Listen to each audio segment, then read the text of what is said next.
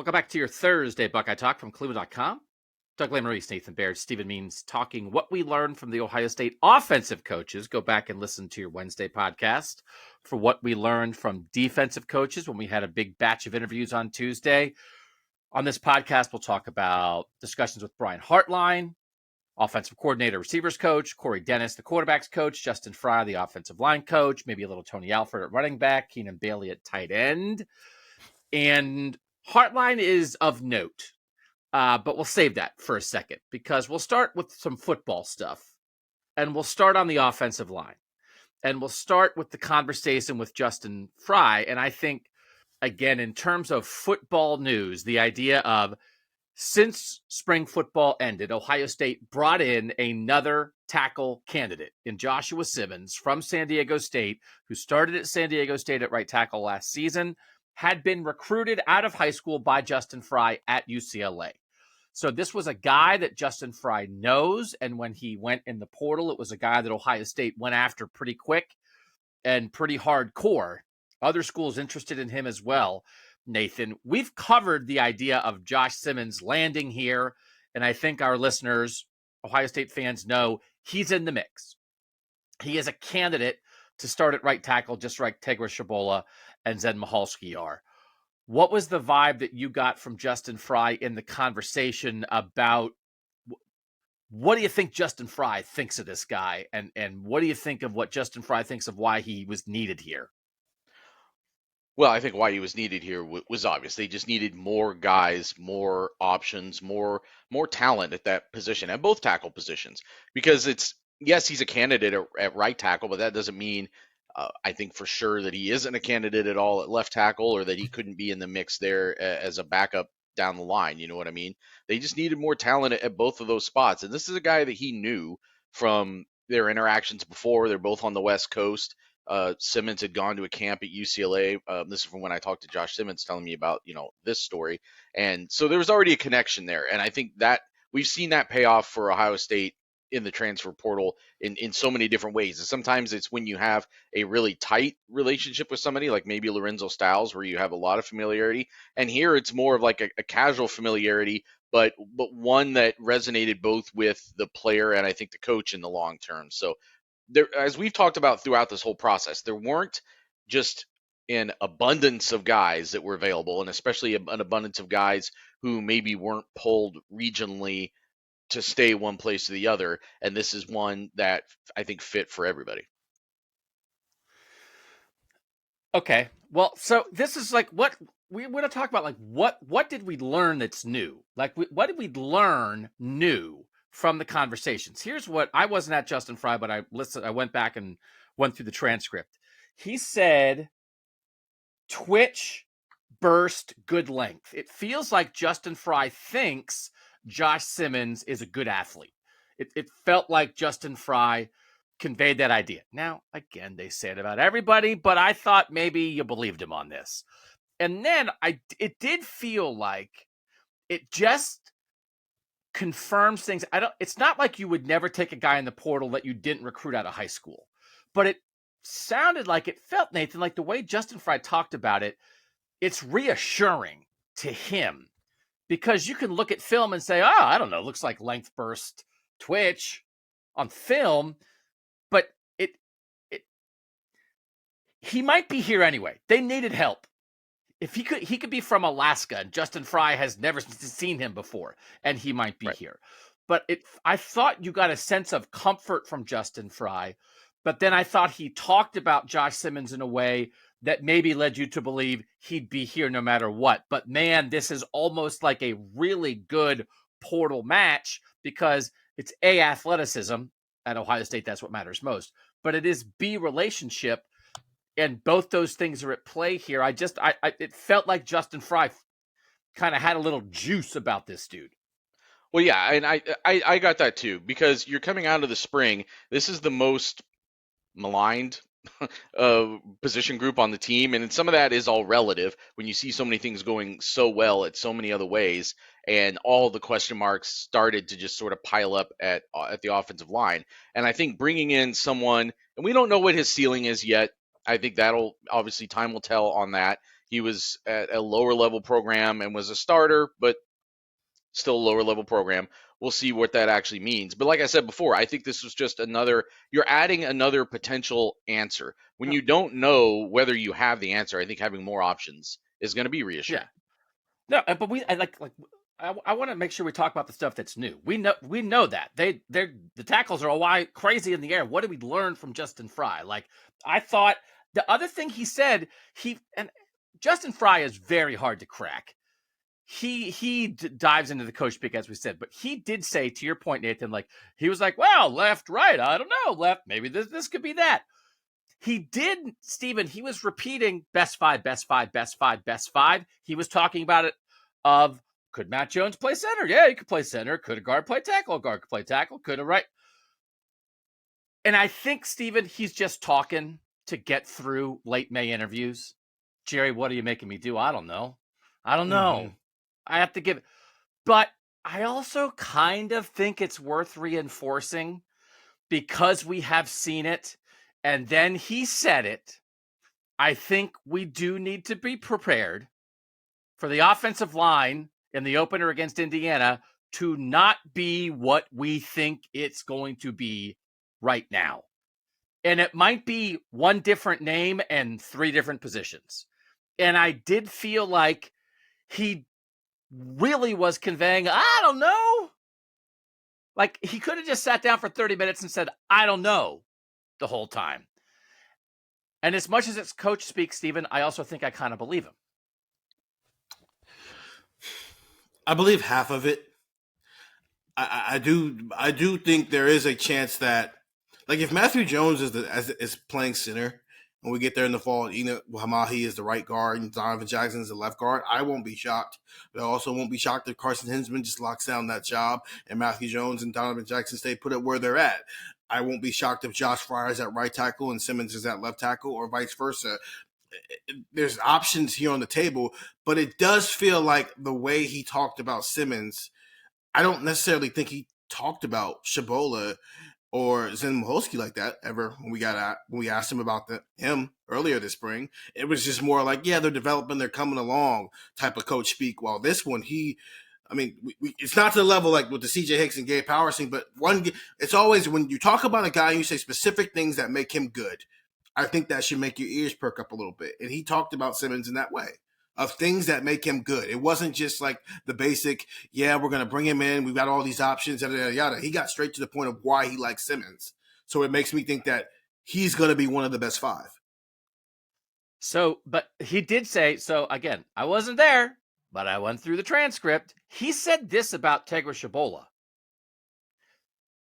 He's going to have a really good career ahead of him, and he's put himself in position to be there right now. And then he said something off the transcript. The transcript also called Tegra Shabola Tiger Woods, so it's not perfect. So I did, but I did think if I'm looking for, Tiger's not that big yet. We're always, it's like, oh, well, the car accident really set Tegra back. I think he's had some back problems. Like, Justin, that's Tiger Woods. It's not Tegra Shabola. We don't care about Tiger Woods. I thought that was some interesting specific praise for Tegra Shabola, because that gets back to the way we've talked about Tegra Shabola, which is, are you a guy who's competing for a starting spot who maybe kind of you never thought he was going to be a starter here, or you are a guy who everyone expected to be a starter here and you're early? Justin Frye, the way he said that on Tuesday, I thought doubled down on like, listen, this guy's a starter at Ohio State. And he had a good spring. And Nathan, he's putting himself in position to be the guy now. That caught my ear. And I didn't put in Zen. I should have put in Zen. I didn't see a Zen comment along those lines. So I am now officially on alert for, could just Josh Simmons and Tegra Shabola be in your best five? You move Tegra back inside. Like, if we start, like we're starting to do stuff, maybe like the center thing's just a little iffy. Boom, Matthew Jones inside. Boom, Tegra Shabola to right guard. Boom, Josh Simmons at right tackle. Stuff starts to piece together. maybe like Josh Frye, and we'll get to Josh Frye, but just say, hey, like they think, you know what? I think Josh Simmons is actually our answer at left tackle. Because again, Justin Frye said left, right, I don't know. And you say, okay, you know what? Josh Simmons is going to left and Tegra Shabola is going to play right tackle. And like, we believe in both those guys. And we'll get to Josh Frye. But like Nathan, if we're having the belief that it could be what we don't think it's going to be, we're on alert for that. And B, who we putting in the pot? Mix it around. Who's in the offensive line stew right now?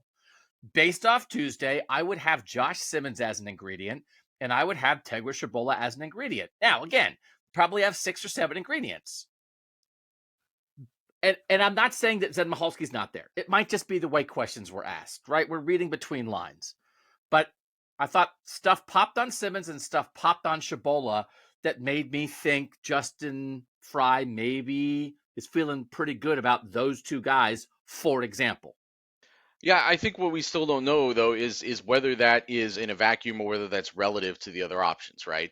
But I think I think the way he talked about Shabola was not significantly different than the way that they've been talking about him all along. But you're talking about there a second-year guy with a really bright future. I think it's not insignificant that you get to the end of the spring and it has reinforced that at least he's on schedule for that long term. I think what remains to be seen is whether that's good enough to beat out one of these veteran guys for the short term. All right, so what do we think about Josh Frye then? Like, what did we think? Did anyone get it? Did you get a read, Nathan? What was your read on sort of like Justin Frye's evaluation of Josh Frye, who certainly is the leader at left tackle at the moment? Well, yeah, I mean, he point blank got. I mean, you couldn't have got a more point blank question. Yeah, how would you feel about Josh Frye right now if he was to be the starting left tackle? And with no hesitation, he said very. So that's a vote of confidence from very what? Very what? Very uncertain. Very confident. Very freaked confident. out. Oh, yeah. Sorry. Oh, he said confident. Confident was in the question. I think so. I may have misread the question. I thought you said, "How would you feel?" Sorry. How would you feel? I feel very. I feel my very. Apologies. You're That's right. a heck of a quote. I'll be honest with you. There's another. So I couldn't play the quote. I was trying to read it off the transcript, and it doesn't have the right word there. So again, it's a Tiger Woods problem. But yes, he was basically asked, how would you feel? How confident would you be in Josh Frye being the starting left tackle on opening day? He said very. And went into some other things about the fact that he's also a squad leader that was voted on by his teammates. Other examples of where there is confidence in Josh Frye. And this goes a little bit back to the conversation that we were having the other day about the dominance that defensive line had during the spring, and what does that mean for this offensive line? It's the opposite of what we were talking about with the secondary a little bit, in the way that offense worked last year. And Frye addressed that and said that, yeah, we lost these guys. I mentioned this on yesterday's pod. We lost these guys, but it's Ohio State. There's already still good guys here, and I'm the one who has to fix it. I'm the one who has to find them and get them in the starting lineup and make this offense work. So Josh Frye, I think from the way that he talked yesterday, my assumption is still that is the guy who it's left tackle is his job to lose right now. Okay. I do think it's worth keeping in mind. It certainly makes sense to us. I think the way we read it is Fryer's a left tackle. We know George Fitzpatrick was the second team left tackle in spring. We know Tegra Shabola and Zen Michalski were battling at right tackle in the spring. We believe Josh Simmons, who was the starting right tackle at San Diego State last year, is here to join the more uncertain right tackle battle. But it might not be that simple. And I do think we at least have to keep that in mind. And then I do think we have to keep in mind, again, sort of like the depth of options. And when you're making a too deep in that kind of thing, he was talking at center, right? Jacob James was out for the spring. He's like, Jacob James will be back. We have Vic Cutler there, but Carson Hinsman was running with the ones at center in the spring. And somebody was saying like, well, if you needed to, could one of the backup centers play guard? Because it feels like, okay, well, you knock Vamahi's probably your third guard behind Matt Jones and Donovan Jackson right now, but maybe a center could help there. And if you were really making a Jeff, who's like your 2 at left guard, I do think still, Steven, right? There's some names. Let's do this. We got vacations coming. We're making schedules. Hey, when are we going to do this podcast? We have a cool thing planned. We have a Retalkables planned. We have some stuff coming. And we also have to start getting back into some Market Down Mondays. So let's do a trial run on a mark it down Thursday. And we're just marking down chaos or not. It's a very simple markdown. So this is the question. Okay. This is the assumption. I would say the assumption among the Ohio State media, Ohio State fans, is Josh Frye left tackle, Donovan Jackson left guard, Carson Hinsman center, Matthew Jones right guard, and the winner of the Tegra Shabola, Zen Mahalski, Josh Simmons battle at right tackle as the starter. That's your starting 5 offensive line for Indiana and the presumed offensive line for the season.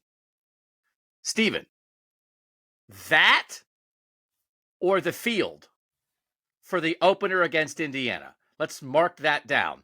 And that's giving you 3 options at right tackle. We're not asking you to pick a right tackle. We're saying the winner of that job. But the other 4, as we said, are you taking that or are you saying, no, I'm actually expecting a complication? I'll take that.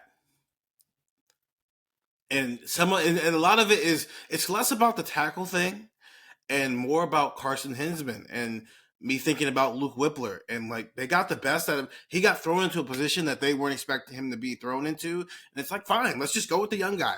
And they got 2 years out of it. And the logic worked the first time. And if it seems like it's headed in that path this time around, why fix what isn't broken? Just go with the young guy and you get multiple years out of him being your starting center. Okay. Yeah. Steven takes the assumption. Nathan? I'll take the assumption too, and it's even stronger for me if you talk about those 3 interior guys and then Josh Frye starting. Because I think that's the important thing to remember here too, is that Josh Frye came into the spring with as much confidence that he belonged on the offensive line as anyone. And he was then the one making a conversion going to left tackle and playing a tougher position. So the assumption is that's where he'll end up, right? I just still think that he is one of their 3 best offensive linemen potentially. So he's got to be on there. But I'm not giving you that. Somewhere. That doesn't count. You don't get to say Fryer somewhere. No, Fryer no. left tackle or not. Yeah, that was just my addendum. But no, I'm taking the assumption. No addendums. I'm taking the assumption. No addendums. Okay. Because to me, right, the whole thing is they don't have a left tackle. So what they've done is take the guy at the top of the list and say, you're going to be the left tackle. So, and we had this conversation before. So the idea that like, oh, Josh Frye, he didn't work out at left tackle. We're going to make somebody else do it. Josh Simmons, who's never played there, Zen Mahalski, who's never played there, Tegra Shabola, who actually might be a guard, George Fitzpatrick, who nobody thinks is a 1 right now. They're going to be the left tackle, and we'll just move Josh to right. Like, I just don't, that doesn't make sense to me. Because if Josh Frye can't do it, well, like he has to do this or it's not working out. Which is you can almost take him going a multitude of different ways, because he could have given a different answer than that. He could have gone coach speak with it, and we'd probably be sounding the alarm of what you're talking about here. It's like their best option is like, we're not really sure. But the is, and some of it's coach speak, but he could have given a different answer than that. He didn't have to evoke that much confidence in Josh Frye in May. He didn't have to do that, but he did. You could argue that very is coach speak, because I don't know Justin Frye that well, but I don't see him saying, I know, but like you gotta, he's not gonna respond that way. But as the guy who's the master of coach speak like this, you gotta, I understand. And as the guy who was standing next to him, I definitely took the entirety of the answer and other things he said about Josh Frye to be legitimate confidence in where he is going and where he has come from the start of the spring. So I took it to be sincere. Yeah. Yeah. He's not going to say, ugh, but he could have said, hey, Josh is working really hard. I really like where he is. This is a battle, though. We're going to continue this battle into August, and all our guys are working their butts off. He could have said that. Which is the safer, which is actually the safer answer in May, quite frankly. Yeah. You can say I have confidence in all our guys. I know we're going to have a great offensive line because we have a lot of guys who are working hard and fighting it out. So you could have said that. Okay. Continuing on the offensive line, they still just have a lot of dudes. And Nathan, right, was it you who was asking Justin Frye, like, do you think you're going to lose anybody else in the portal? And then sort of making the point of, don't you kind of have to lose guys in the portal because you guys are over on numbers? And he basically said, go talk to Mark Pantoni about that. Yeah. And I was trying to, like, poke and prod him from different angles to get him to maybe betray something there. And those guys who we've talked about before, who are fourth year guys who are lower on the depth chart, those guys are still part of the program right now. But the overall vibe that I get from talking to the assistants is that this isn't an issue. It's obviously going to get figured out. It's not like there's going to be a problem about the roster. And it just goes to reason that when you look across the roster, both from how many they need and have at that position and the specifics of some of the players at that position, I don't think all these offensive linemen make it to opening day. Well, but still, we only have them 1 over. It's not like they're 4 over on the number, right? You can have 85 scholarships. Our cleveland.com Ohio State scholarship chart has them at 86. So it's not like they've had enough attrition elsewhere. And that's not including Avery Henry in that math, correct? Well, it doesn't include Lorenzo Styles now either. Yeah. Which is, and as we've discussed, they might bring in Lorenzo Styles, have him not be on scholarship for the fall, letting him know you'll be on scholarship for the winter for sure, but just chill out a little bit. So it's not a desperate situation. I mean, if they were at 88 or 89, it would be like Justin Frye. Like, it's not feasible. And they're not there. They're more in the realm of like, it'll work itself out. Okay, so that's the offensive line discussion. Is there anything else, right? We covered varies, we covered we covered the semantics of discussing the offensive line in late May for a guy who doesn't want to give anything away. So when we come back, we'll talk about Brian Hartline next on Buckeye Talk. Doug and Steven, Brian Hartline, this was the first chance to talk to him since he was taken to the hospital after having an accident in an off-road vehicle on his property, where he then said after the fact in the police report that he had been drinking. There have not been any charges filed. Why don't we just, Nathan, give the update, because you're the guy who keeps checking in on this. Where do things stand? I think people by now know what we're talking about. Brian Hartline had a vehicle accident that required him to go to the hospital. He's okay, but that doesn't mean that it's over. No, and I talked to someone, the spokesperson for the Delaware County Sheriff's office yesterday or Tuesday before those interviews, and the latest update I got was that there kind of isn't an update right now. The investigation is ongoing. They are waiting for, I think, materials or something that is kind of out of their control right now. I don't know if that's something coming from Brian Hartline or what. So we're just kind of in a holding pattern waiting to see if something else happens. So what we're waiting on, what we're waiting to report on, and we're just reporting on what other people decide. We don't have a horse in this race, is the decision of whether Brian Hartline will be charged with anything. Potentially, would he be charged with DUI? Because as you have covered before, Nathan, in a story on this podcast, just because you're on your own private property doesn't mean that a DUI couldn't apply here. So that's what we're waiting for. To set the groundwork here, Nathan, how big of a difference do you believe there is between Brian Hartline facing a charge in this incident and the decision to not charge him in this incident? Because that's all that's left. And then do you believe that that decision could have an effect on any decision Ohio State makes about him? Well, I think it's pretty significant for a couple of reasons. Number one, if you're talking about just in terms of reputational things and negative recruiting and those sorts of things, Brian Hartline's a pretty big deal in college football.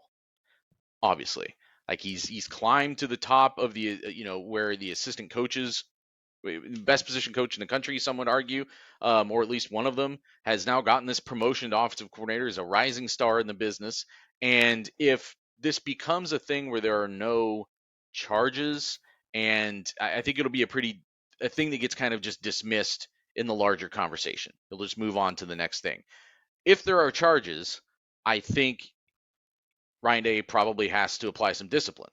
And if that involves missing games, a game or more, now you're talking about interrupting this trajectory that has been going through the whole offseason, where Ryan Day was stepping back, promoting him to offensive coordinator, starting to at least think about entrusting him with play calling. And if he's not there to call plays against Indiana, or Youngstown State or whatever to start the year, then do you give him that job back when he comes back? Like we're getting really speculative because obviously no charges have been filed, but just take the names off of it, and it's not a personal thing, but just as you're looking at any college staff around the country and you look at that same scenario, does this mean that Ryan Day doesn't get to have sort of the succession plan that he wanted and the kind of restructuring of the staff that has been in play for the last 6 months?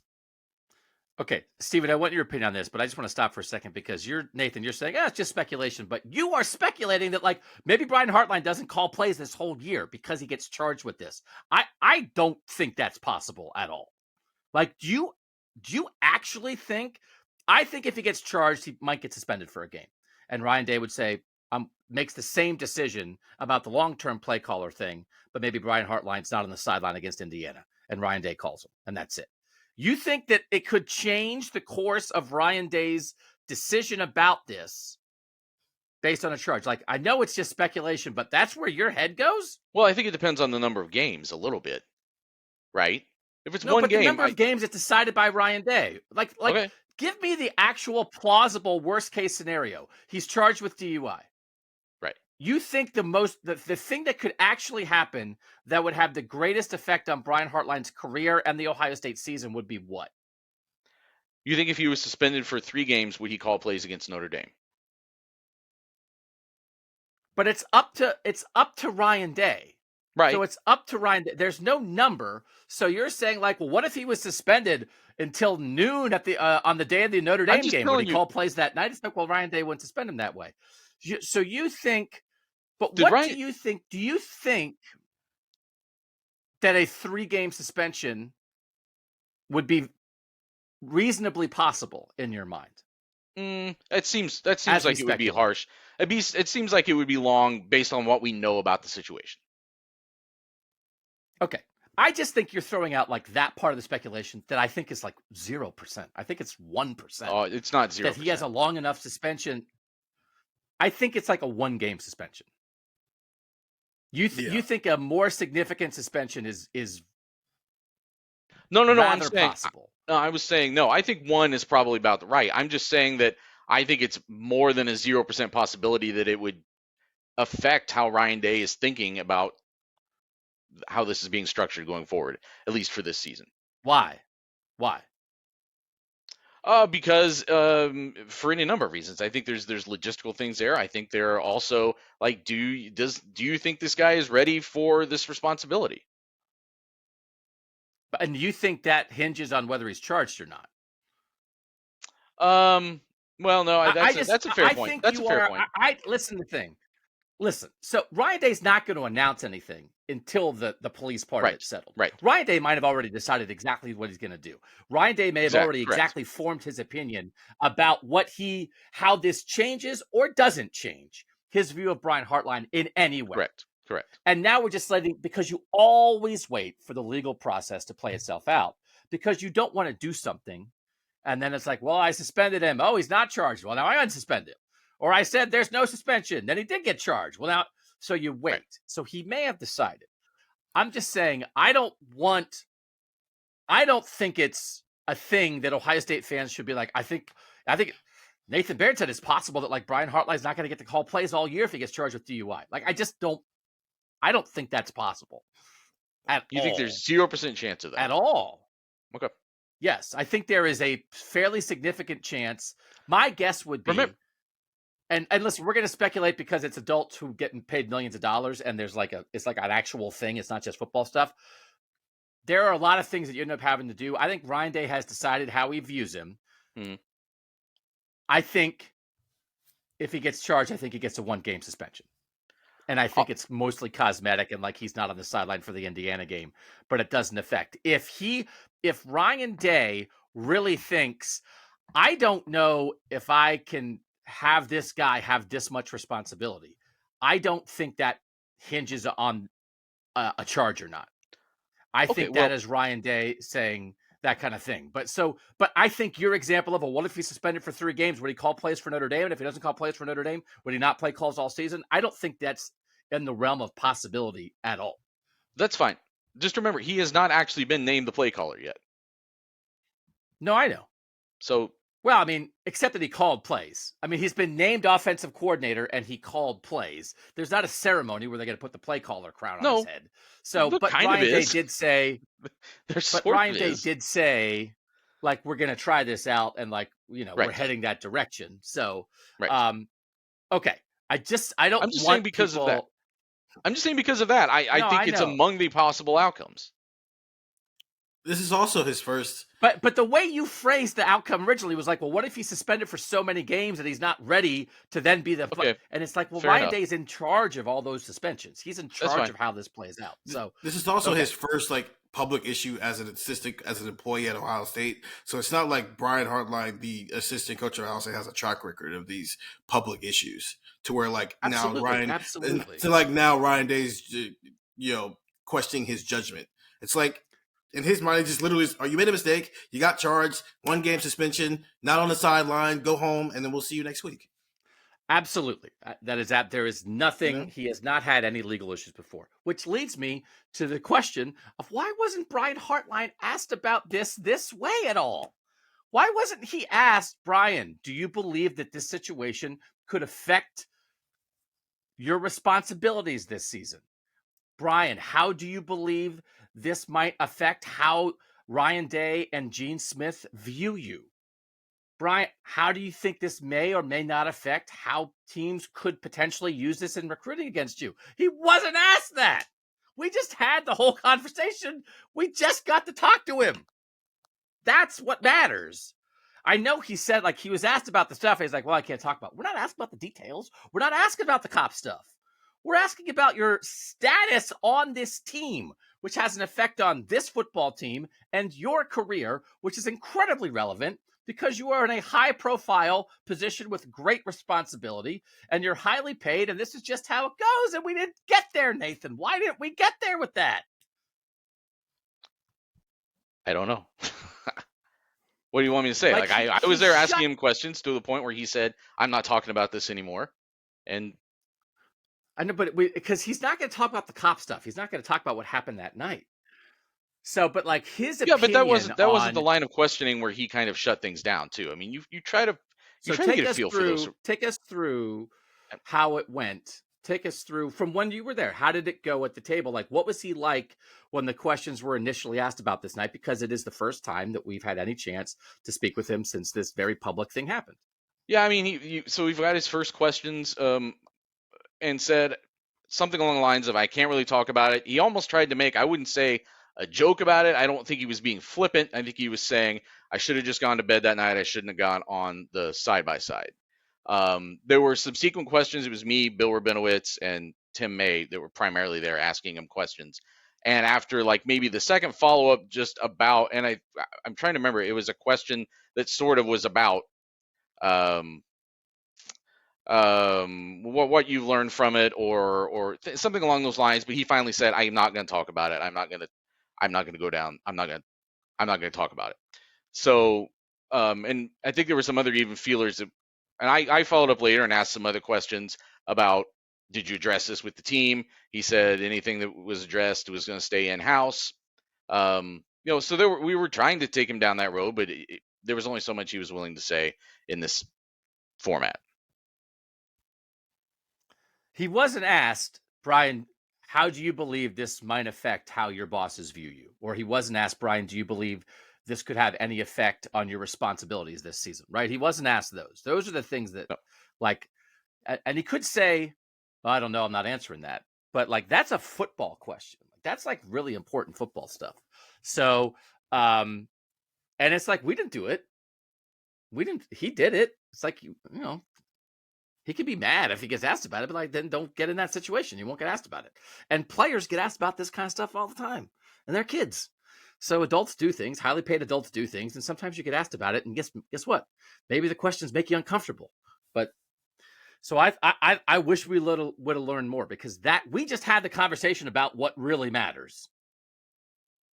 And like, that conversation, Brian Hartline was not like encouraged to have that conversation. And I think regardless of what does or doesn't happen with the cops, I think that's a very reasonable football conversation to have. So did he so that ends, is he like what was his mood then, Nathan, about like football stuff? Like, was it like he was same old Brian Hartline?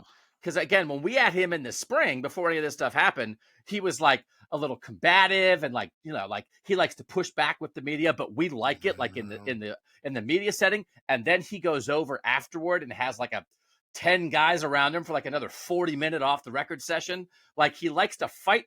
And this is all in a good way. He likes to sort of challenge the media, but then he'll go over and have a conversation with you.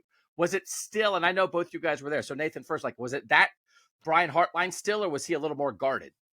No, I think he was maybe relieved to talk about football things. You know what I mean? Like the more, I wouldn't even say combative, just the things he bristled at were more about how much he didn't want to talk about the situation. When it came to football things, I mean, we went down a number of roads with him, whether that was things about Marvin Harrison Jr., things about the other receivers, Carnell Tate, Brandon Ennis. I mean, there were any number of conversations that happened following that. So a lot of football conversations, and even I would say probably even less combative than maybe he was in the spring, because I think, again, he was willing to take those questions rather than the alternative. Steven, I know you were talking with him as well over there. What was the vibe you got of just about, and again, the football stuff, just like how he's feeling about anything? Yeah, I think he was, by the time I gotten over there, it was well past a lot of that stuff. So he was just in football mode, and it was pretty good. At least I learned some things. I've probably been on the camp 4 wide receiver more than maybe anybody else on this beat. Of why don't they do? How are you recruiting a room of wide receivers like this, and you're only habitually putting Because 3? the reason you're on that is because you don't care about blocking. That's why you're on that. You're like, hey, I like the thing where can we play 3 quarterbacks and 9 receivers? And it's like, Steven, you have to block. So yeah. No. We had a legitimate conversation because some of it is about the blocking scheme. Because one of the things I asked him was, you guys habitually do stuff. You habitually throw the ball out of running sets, traditionally running sets, which is 12 personnel, 13 personnel, all those different types of sets. You get under center and you play action for deep shots. Why can't you run the ball out of traditional passing sets, which is what 4 wide receivers is? You spread everybody out, but then you just hand the ball off. We see teams do it all the time. And he gave a legitimate answer to it that kind of shaped my thinking about it. Because of, especially with this tight end room, when you've got guys who maybe have more receiver backgrounds already and have had to develop the blocking side outside of Cade Stover, you're talking Joe Royer, you're talking G. Scott at that point, it's better to just have those guys out there who can also block at a better level than a lot of your wide receivers can, but also within what their identity is, going 4 wide receiver very much limits a lot of the things they want to play call, just because you only have so much time to practice certain things. And while he did say to me they do have packages that we will see more and more this year, especially because of the personnel in their wide receiver room, it's not something that can be a week-to-week thing, because if you're spending time practicing that, you're taking away from what their actual identity is. I could have told you that. You just never want to hear it. You just don't want to hear any explanation for why they're not going 4 wide. No. They want their personnel. When you huddle up with 4 wide, you're giving some stuff away. But also, yes. Now, the thing that you did say, I mean, when you and I were talking about what you and Hartline talked about earlier, some of their receivers can really block. Yes. Right? So it's like, if you have guys that you believe in, it's like, well, we think Emeka Egbuka is going to wipe a dude out. So if we run out of that, we can do that. Because, again, everybody knows when Ohio State goes 5 wide, it's 3 receivers, a tight end, and a running back, and then they just go empty backfield, and they split out the running back and the tight end.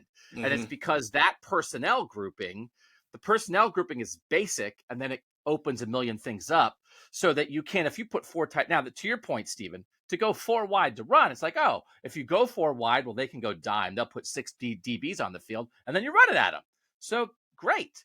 But I do think was part of that conversation that they're just not, I mean, anybody would say this isn't a shot at Joe Royer and G. Scott. They're just not experienced.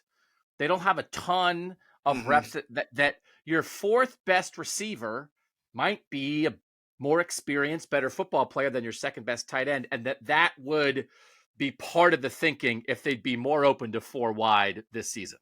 And we continued our conversation away from the mics, and that's where we kind of dived into it a little bit more, because I brought up 2018 was the last time they probably legitimately had 4 guys that they could just throw out there. But those were different receivers. They weren't as physical. Paris Campbell and KJ Hill on the inside aren't as physical as what this 4 would be, because he's told me that before. It'd be Marvin Harrison and Jaden Ballard on the outside and Julian Fleming and Emeka Egbuka in the slot. Or you put Xavier Johnson in the slot and you keep Julian Fleming outside. Those are four outside of Jaden Ballard. The other 4 are pretty physical. And so you can maybe get away with a little bit more there. And he agreed. He agreed with me. You can, because Emeka Egbuka is physical, because Julian Fleming does have more of a blocking background than a receiving background because of where he played at. Because Marvin Harrison is 6'4", 205 pounds. I mean, we saw the block he put on somebody against Indiana when Xavier Johnson had that run. And Xavier Johnson's been in multiple rooms learning how to block. So you can do that stuff. You can be open to that stuff. But he kept going back to emphasizing it's our identity, but also we just really need Joe Royer and G. Scott to come along, because we have to be able to do that stuff on game day. Even if that other stuff is interesting to try and we'll do it at times, it can't be their bottom line. It has to be something that they pull out here in these little certain situations against good teams. So one of the other things that Brian Hartline talked about, Nathan, is Joe Philbin, which you've written about, you've talked about, and former head coach of the Miami Dolphins, who has been hired by Ohio State as a dude in the room, analyst, whatever you want to name it. It's what college football teams do now. They hire guys with long resumes who are way too experienced for the position, and the guys just come in, work for peanuts, tread water for a little bit in their career. They would either do it at the end of their career to stay attached to the game, or they do it to kind of keep themselves in it while they look for a different full-time job later. We've seen different variations of this. The one thing that Brian Hartline did confirm, Nathan, is that, like, Brian Hartline, it was his idea. Right. And he told Joe Philbin, and he didn't know if it was going to work out, but it's his former head coach with the Miami Dolphins who's going to be in that offensive room now, where Brian Hartline is going to be the offensive coordinator, which is just interesting. Yeah, and it is, I think you and I were maybe talking about, like, this is, you can easily see where in that offensive room he is in some ways the fill-in for Kevin Wilson, the kind of elder statesman. Obviously Justin Frye has taken that run game coordinator now. He'll have a lot of input, already did in the run game aspect of the game plan each week. But Philbin coming in with, and there's other, like, he's an offensive line coach. He's also been a tight ends coach in the past. Keenan Bailey was talking about that. Bailey and Frye, who are guys who don't know him the way that Hartline does, also very impressed with what they've seen and heard from him early on. Hartline talking about just how approachable he is for all these guys to be able to go to and impart a lot of wisdom, I guess, for lack of a better term, and reach into a lot of rooms. And, we've talked in the past, we've heard from CJ Stroud about how much, Todd Fitch has helped him over the course of the years, and how much of an influence he was, how much time they got to spend together. And this is now a guy who that is still taken care of, because Fitch is still around. He can still have that influence on that half of the game, that part of the game, that kind of insight. And now you're just bringing another guy in who's going to be able to have influence. I mean, especially on the offensive line. That was the thing that jumped out to me right away, was someone of Philbin's background, in addition to the game planning, to have an extra set of eyes and an extra mind around to help them figure out this offensive line, I think could be really impactful. I would say even the tight end work, it feels, I'm glad you brought up Fitch. He's Todd Fitch to Keenan Bailey's Corey Dennis. It's like Ryan Day's got a million other things to do, as well as coach the quarterbacks. So to have an older guy around paired with that younger guy in a room, I mean, we saw it really pay off with Justin Fields, and we saw it pay off with CJ Stroud. Can you take that same formula of old analyst, young assistant coach position, and can you see that room elevate because of that? So Joe Philbin, head coach of the Miami Dolphins, 2012, 2013, 2014, goes 7-9, 8-8, 8-8. Brian Hartline is like his best offensive player in those years. Mm-hmm.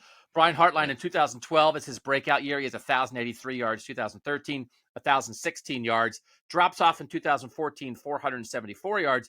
Brian Hartline goes to the Browns in 2015, and Joe Philbin gets fired in 2015. So what happens when Brian Hartline leaves him? Canned. 1-3 start. Joe Philbin's out. Brian Hartline says, good luck to him, man. He's like, oh, man, Hartline, I'll stick with him. So, again, I don't mean to Are you always foreshadowing? Are you foreshadowing? What am I foreshadowing? I'm just joking. Please. You guys with the speculation, it's like Nathan's like, oh, Brian Hartline's not going to call plays and Steven's firing people. It's speculation. I was making a joke of like Brian Hartline ever leave. Oh my if God. Brian Hartline ever leaves Ohio State, is Brian Day in trouble? But it's just a joke. Oh, no. Joe I don't think it has anything to do with Joe Philbin. I don't do his name anymore. Yeah. So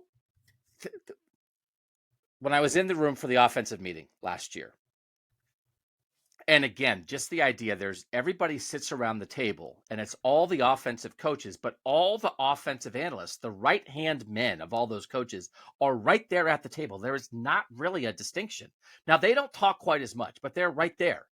Riley Jeffers was Tony Alford's right-hand man as a quality control or grad assistant guy for the running backs. He was right there. Tim Hinton has been around forever. He's the former tight ends coach, but now he's like not that, but he's right in the room with that. Keenan Bailey, before he was a full-time coach, was right in the room with that. Todd Fitch is at the table. They're all at the table. So you just think, and the responsibilities when they get into the nitty gritty, when I was there, they were watching practice film. So this is like they're figuring out who they are, what they do well, how they're going to do it. And then they're figuring out what's their opponent, what do they do, how are they going to attack it. But they're running through, they run the plays that they're going to run in the game. So what did you do in practice? We ran this play. We won, and there's a board with thousands of options of plays. We want to run this play on Saturday. Okay, we ran it in practice. Let's freeze it on the screen. Let's talk about the blocking angles. Let's talk about the footwork of the running back. Let's talk about where the quarterback was when he reached to hand the ball off. Let's talk about the tight end in motion, the way he came across. All these things.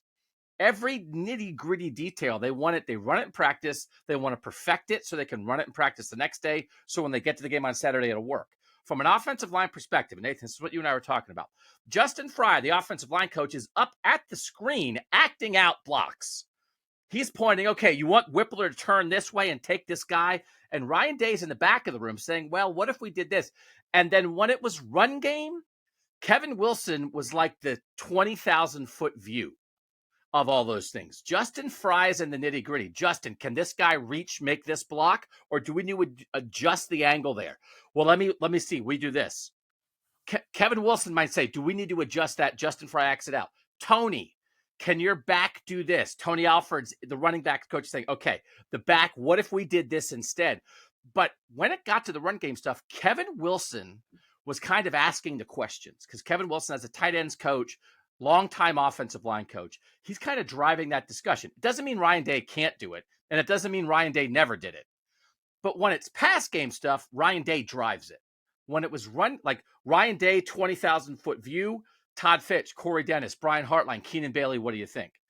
Run game, Kevin Wilson, 20,000-foot view, Justin Frye, Tony Alford, what do you think? When you take Kevin Wilson out of there, that's exact right. Joe Philbin with the 20,000-foot view. Hey, it's not that Justin Frye is not in charge of it because Justin Frye has a run game coordinator title. Tony Alford's still intimately involved in the run game. But I think you want somebody in the back, and they are at the back of the table. They're probing. They're asking every little question, every little nitty-gritty thing that the guys in charge of executing it then have to answer. And if Ryan Day, and that's the thing we talked about, is Ryan Day in that room less? Because if he's not in that room for 4 hours every night during the week, that's giving him time to do something else. So Brian Hartline's in the back on pass game stuff. He's probing.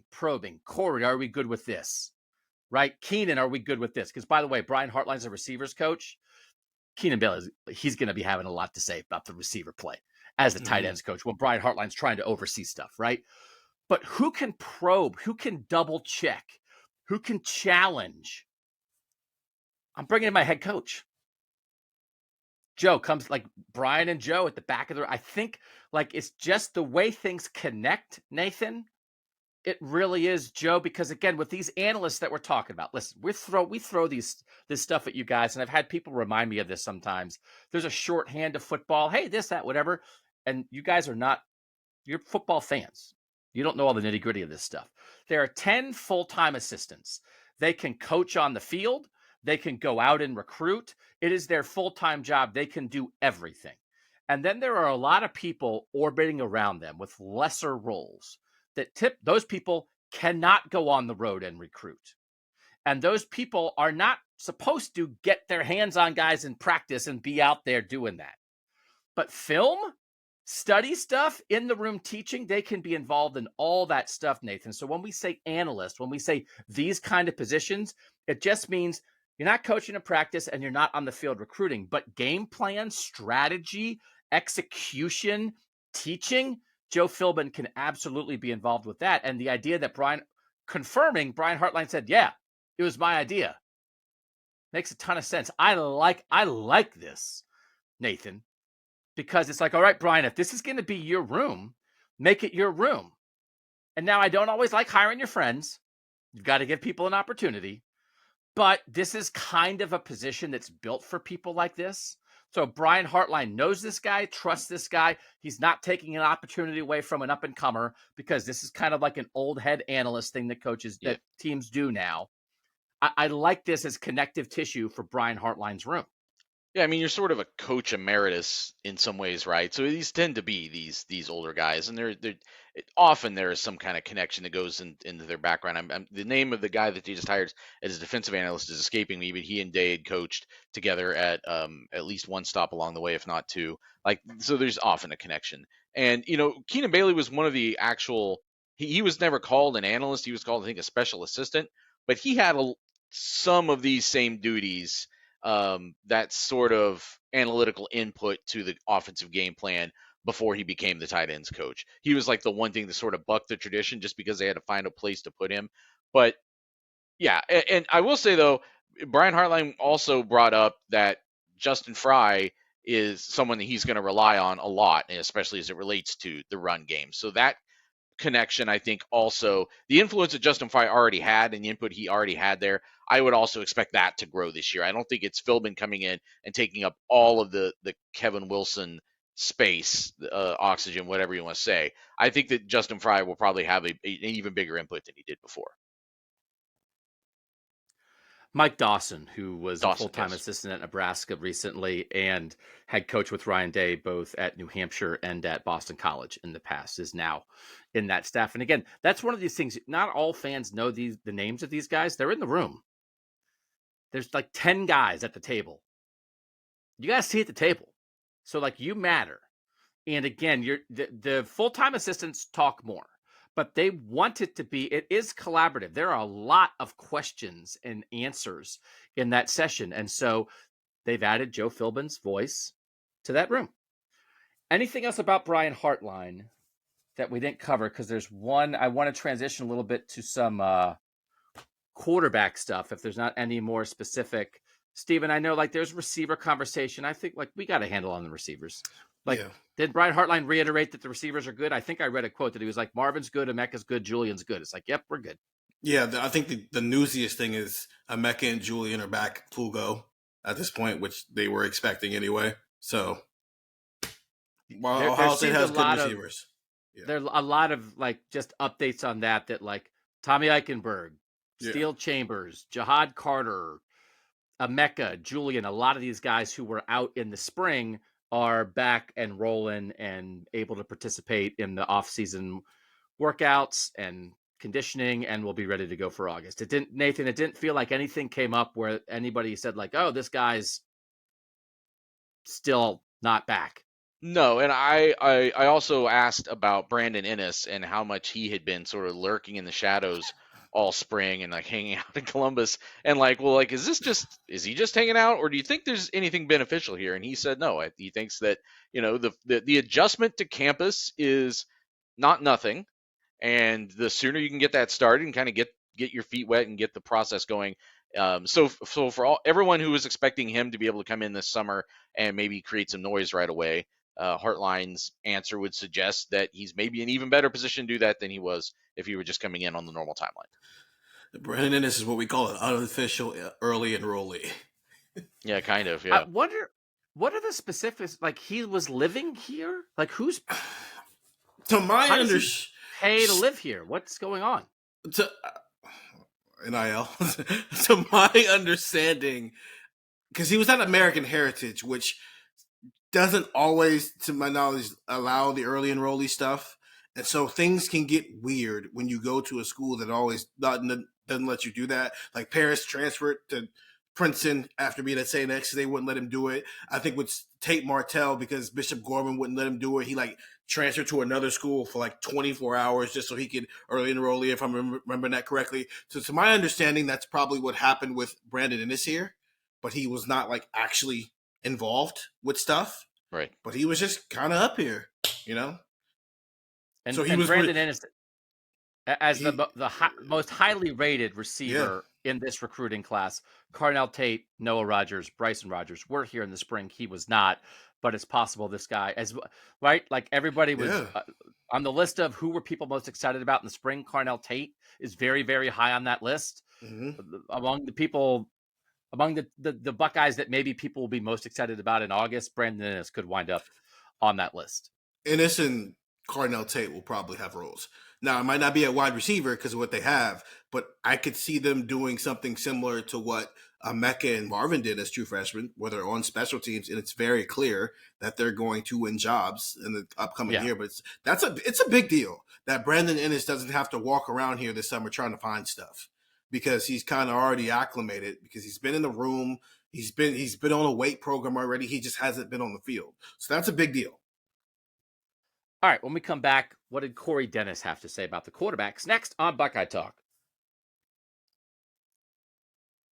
So Brian Hartline did say he is, I think the quote is, confident in the end process at quarterback, which again is sort of like I don't know who the quarterback's going to be, but I feel good that he's going to be good.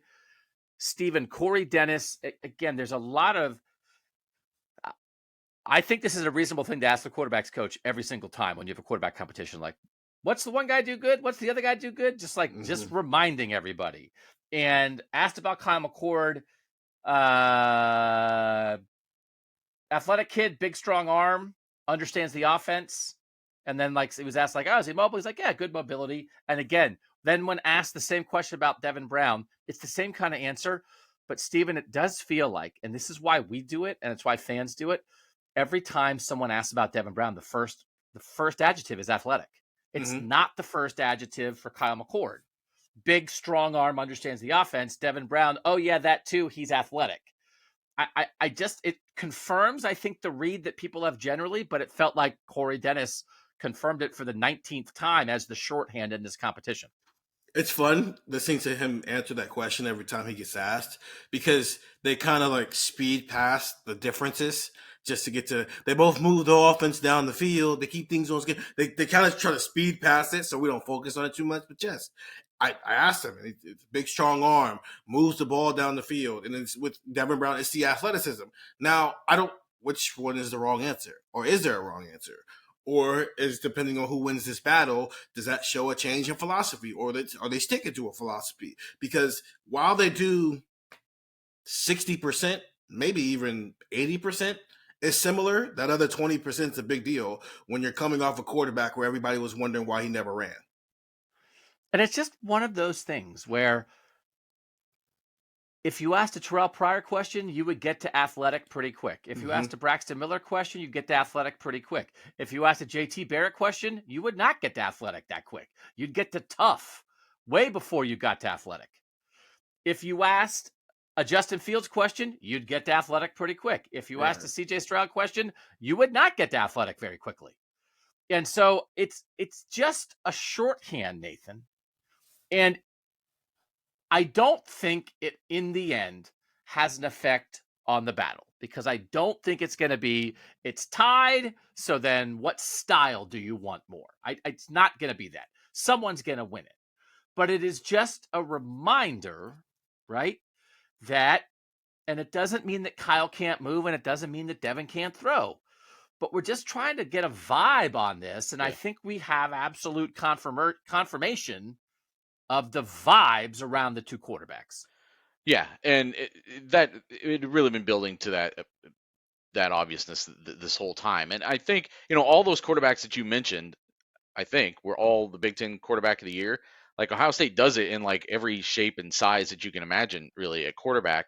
And CJ Stroud almost won a national championship this year, partially because he finally, broke loose. Justin Fields had incredible success at Ohio State, but as much as he's a very mobile quarterback, how much time did we spend on this podcast talking about those sideline throws that he would make on a dart that were, uncommon aspects too. So as we keep looking for like the uncommon trait, I still don't even know if that's what he will end up saying is Devin Brown's uncommon trait. You know what I mean? I don't know if it's magnified to that level. Like, yes, he's like more athletic and more mobile than Kyle McCord, but is that the thing that would determine that he's the next in that line of Ohio State quarterbacks? I'm skeptical about that. I think you still have to be able to run the Ryan Day offense, and you can how you maneuver within that a little bit is secondary to being able to be efficient and trustworthy and make the right decisions with his offense. What else did we learn from Corey Dennis, Stephen? Is there anything we hadn't heard before? I mean, I think we kind of have a handle on it. Do we have a handle on where he thinks the competition stands? What did we learn? Corey Dennis is still very new to this, and you can tell he's trying to figure out how to maneuver media. And I think it's because the first time he ever talked to us, he mentioned Kyle McCord by name, and he wasn't supposed to. And so since then, he's kind of backed off. I was trying to ask questions to get an understanding of the process of how they pick the quarterback. And I understand, and I kind of even preface this in my answer. I understand, like, you're not going to wake up one day, someone's going to have an awesome day, and then they're going to be the starting quarterback. It's like stacking days and all that stuff. But there does come a point where it pops in your head that maybe this is a guy. And we saw it with CJ Stroud. The week before he got announced as a starter, Ryan Day came out and said he's starting to create separation. So, when does that happen? When do you start to see that separation go in a way that you feel comfortable, at least thinking about the idea that this might be your guy? And Justin is not a good example because he created separation the day he announced that he was transferring to Ohio State. But with Dwayne and Joe, was there like a moment where you started to see a little bit and you go, okay, now we have to pay attention to that? And maybe, and Corey, he tried his best to really answer that question, but it's probably a better question for Ryan Day just because of where Corey is in his career. But he gave a decent answer. He said, you can't say one player is going to win the job, but certain guys do certain things where you're like, wow, that is a skill set and that is ability that you have to have to be the starting quarterback here. And so they're not there yet. They're still at the everybody worry about their own progression. Don't worry about what the other guy's doing. Don't think of this as a battle. Think of it as development. But there does come a point here where you have to ratchet up that competitive, that battle part of this, and somebody has to emerge at that. And it doesn't happen in the spring yet, but it probably should be happening at some point in the first couple of weeks of fall camp, because that's when we saw it happen with Stroud. I have a terrible memory.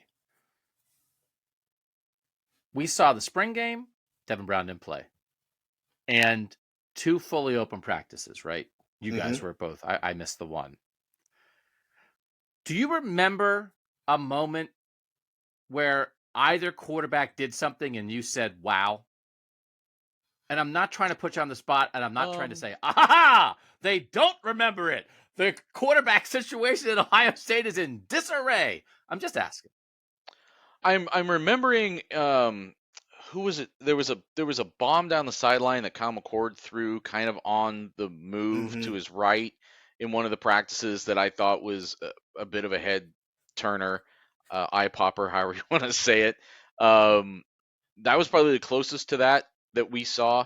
Obviously, there were some other circumstances happening there where the defense was, what the defensive line was doing, the receivers that were missing, et cetera, et cetera. But I think it's a fair point to take. And I also, though, don't know that we were wowing about CJ Stroud yet. I mentioned this a couple weeks ago, right? That I think sometimes that you have to get in a real game before you're really wowed. And some of that might just be like, we're also a little bit jaded about this to some extent, where it's like, oh, you beat that walk-on corner in practice. Good for you. What are you going to do when it's Notre Dame? Since you mentioned CJ Stroud, I thought back in 21, the biggest wow moment anybody had was Kyle McCord when he threw the deep ball, the second snap he got in the spring game to Garrett Wilson. Like, CJ just moved the ball up the field. He just did the thing they want him to do. I thought so. Under that gaze of how they're going to pick the quarterback, The wow moment was, I think, the first practice when they went 11 on 11, and Kyle just moved the ball down the field and he went and scored. And then they called it back because they said he didn't score, and then he scored again. And then they called it back because they said he didn't score, and then he pulled it and kept it. And then JT got mad and cursed everybody out and said, maybe we should just hit the quarterback because you're calling read option plays here. For what Kyle's game is, yes, it's probably the moment Nathan is saying as far as the wow, maybe that's the special talent, the strong arm, because that's what he is. But for what they're looking for, that was one of the few times where I thought a quarterback did something in spite of the fact that the offensive line was giving him no help. And that's what you're looking for. You're looking for the dude who can do it, who can just say, so what?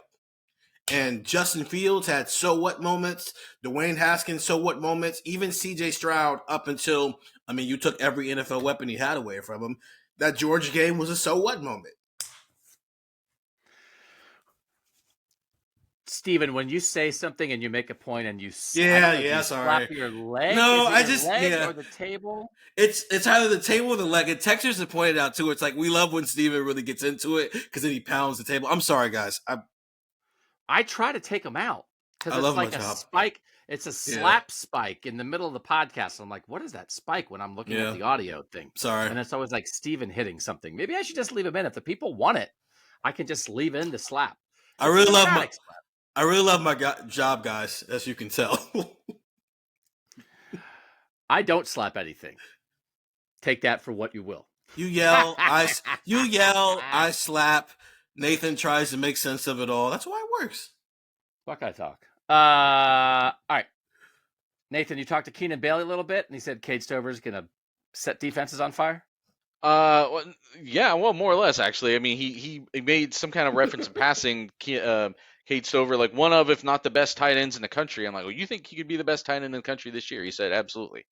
And that it was also a guy, though, that, Cade Stover comes across to us as just like so football forward and so kind of has that gruff exterior that you would expect from a tight end turned linebacker turned tight end turned running back, like whatever, however many positions you want to go back through it. And Keenan Bailey kind of explaining that he had to convince him that he's as good as he is. And that a big part of that was coming out of the Rose Bowl in 2021 into 2022, and some of the converting him back from linebacker to tight end, because they really thought that's where the best future for him was. And I think obviously then, especially within the Jim Knowles defense, I think that obviously is the case because there wouldn't be a place for him really.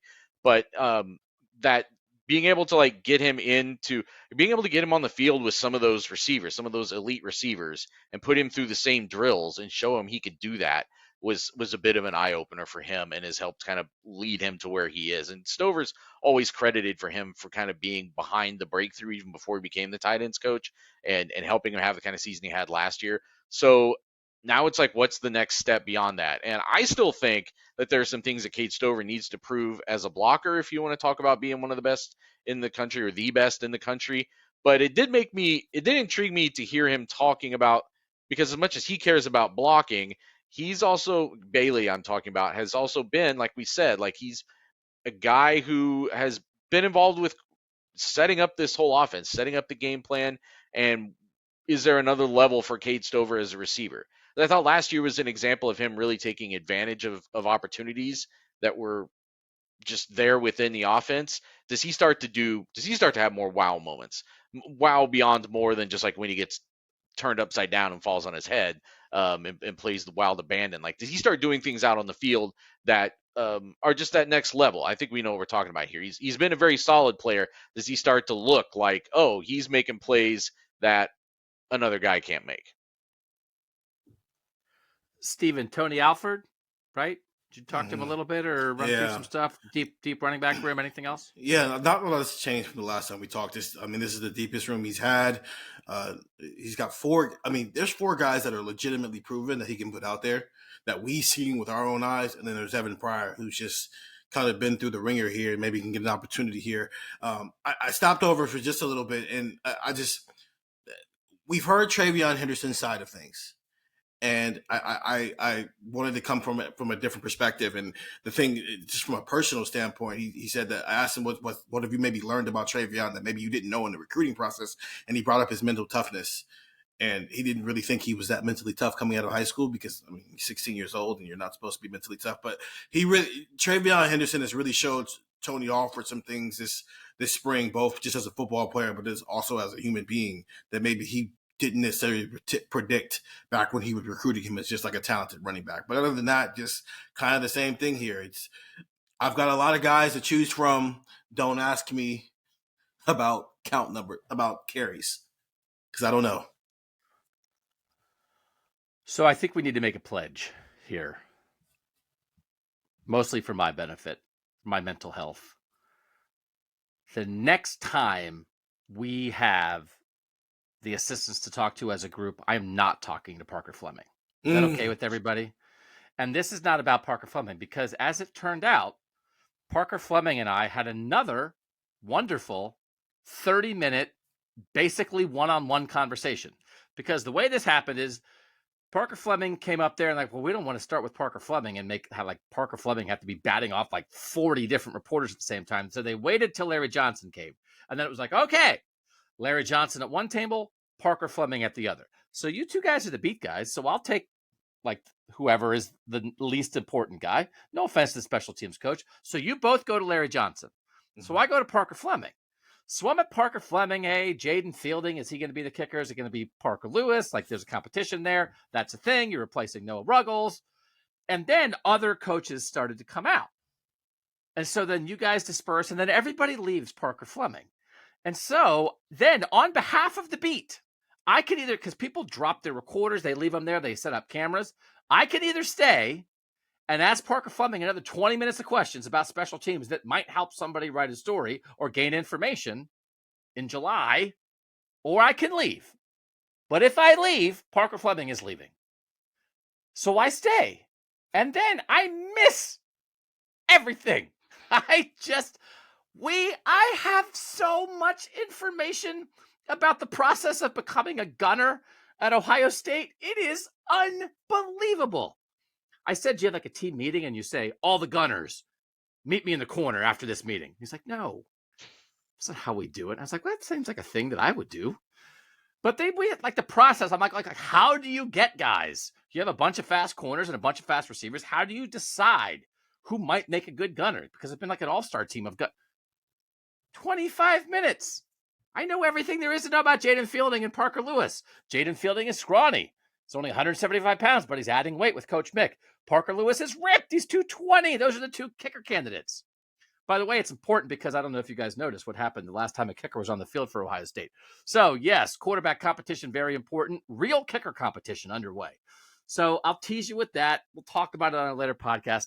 But Nathan, is that okay? Like, can we just, because we kind of go with the flow. We just want to be as many places as possible. We all have different things we're doing. You guys write many more stories than I do, so it is not as important for me to be in a bunch of other places. But I've logged like a good 65 minutes of hardcore special teams talk the last two times we've done this, and I just would like to branch out a little bit. And also, I think Parker Fleming maybe wants to kill me. It's also for him. He's like, please leave me alone. And by the way, I know the last time you and I did this, you turned it into a 30-minute podcast questioning whether I should even have a job. Now, he actually didn't say that, and I don't know if he knows that, but he didn't act like it. He was very pleasant. We had a very lovely conversation. I thought he provided good information about Ohio State special teams, but he doesn't want to see me again. We also didn't get the specialists or Parker Fleming, I don't believe, in the spring. I know we didn't talk to the specialists. So, no, we didn't. Wow. So I mean, that would have been like in February when we did like a postseason round of assistants, right? That's when you talked to him, right? That's when you had like the long heart-to-heart with him. Yes. I want to make sure that people don't think that Steven and I were telling you to go talk to him in the first place. Like, you had complete freedom of when to go to and or leave that table.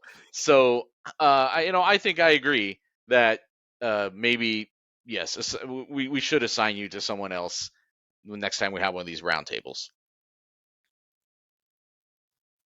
Maybe you can just go to Justin Frye. Yeah, no, There you go. I'm good. Anybody. I went to Tim Walton at the coaches clinic, and I just thought Tim Walton was breaking down corner stuff. I thought was really interesting. I was like, oh, maybe I'll go talk to Tim Walton. And I was like, I can't leave. I was like the last guy. It's like it's me or it's nobody. This guy's leaving. He's leaving if I leave. It's a lot of pressure. Maybe other guys on the beat could actually care about special teams 4%. Rest of Ohio State beat. Oh, let me go talk to the offensive coordinator. Like that matters. Special teams. Also, by the way, special teams probably won't exist in football in like 4 more years. That's happening at Browns camp right now. Like all the stories at a Browns camp are like, hey, we talked to the kicker and the special teams coach about whether they should not do this thing that's limiting kickoffs. And guess what? They're against it. Oh, are they?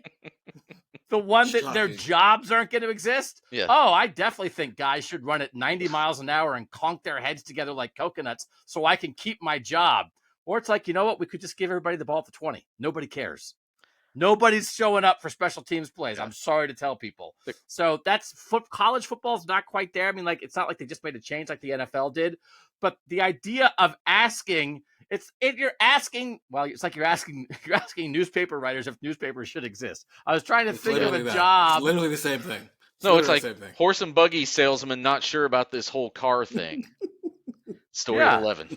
But I didn't want to do that to horse and buggy salesmen because we are living it. We have lived it. Our industry is folded up tent around us. So, but now we do podcasts. Then it's fine. Okay. We'll come back. We got some other stuff planned. We got a big thing planned. And we have there's some camp stuff coming in June that Steven's going to be out there. We'll be talking about camp stuff. We'll drop some rapid fires on you guys coming up. We have a good thing about how Ohio State fans should view titles. That's off of texture question. If you want to ask questions and give us ideas for podcast, 614-350-3315 is how you can sign up for a 2-week free trial then. But for now, I think that will wrap up sort of what we learned from this round of assistant interviews on Tuesday. Although I might still drop a little bit of Parker Fleming information because he was kind enough to pass it out to me when I wouldn't leave him alone. So maybe we'll talk about it more in a future podcast. For now, though, for Stephen Means and for Nathan Baird, I'm Doug Lesmerises, and that was Buckeye Talk.